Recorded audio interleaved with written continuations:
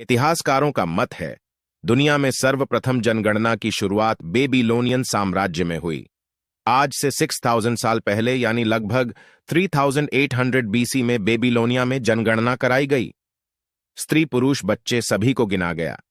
इसके अलावा साम्राज्य में हर एक पशुओं की भी गिनती की गई। मक्खन, दूध, शहद की मात्रा को गिनती में शामिल किया गया। ऊन और सब्जियों को भी तौलकर आंकड़ों में दर्ज किया गया।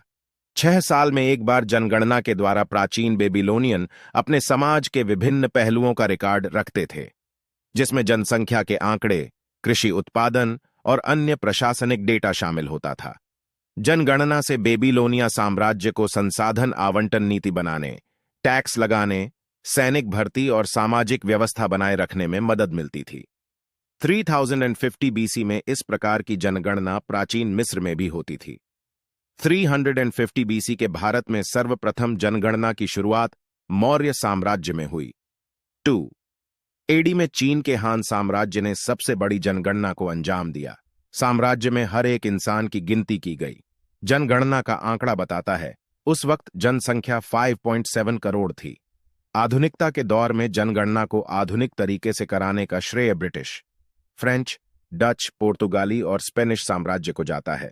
इन देशों ने जनगणना केवल अपने ही देश में नहीं, अपनी अपनी उपनिवेशक कॉलोनियों में भी कराई, जिसका आंकड़ा आज भी शोध अध्ययन के लिए काम आता है। 1891 के जनगणना के आधिकारिक दस्तावेजों से छत्रपति शाहूजी महाराज को पता चला, कोल्हापुर में ब्राह्मणों की आबादी बेहद कम है। इसके बावजूद प्रशासनिक व्यवस्था में 500 पदों में से केवल 10 पदों पर गैर ब्राह्मण हैं। 71 उच्च पदों में 60 पर ब्राह्मण अधिकारियों का कब्जा है। शाहूजी महाराज ने सभी को एक समान मौका देने के लिए 1902 में कोल्हापुर रियासत की सरकारी नौकरियों में 50% आरक्षण की व्यवस्था की। जनगणना और जातीय जनगणना राष्ट्र निर्माण के लिए बेहद जरूरी है।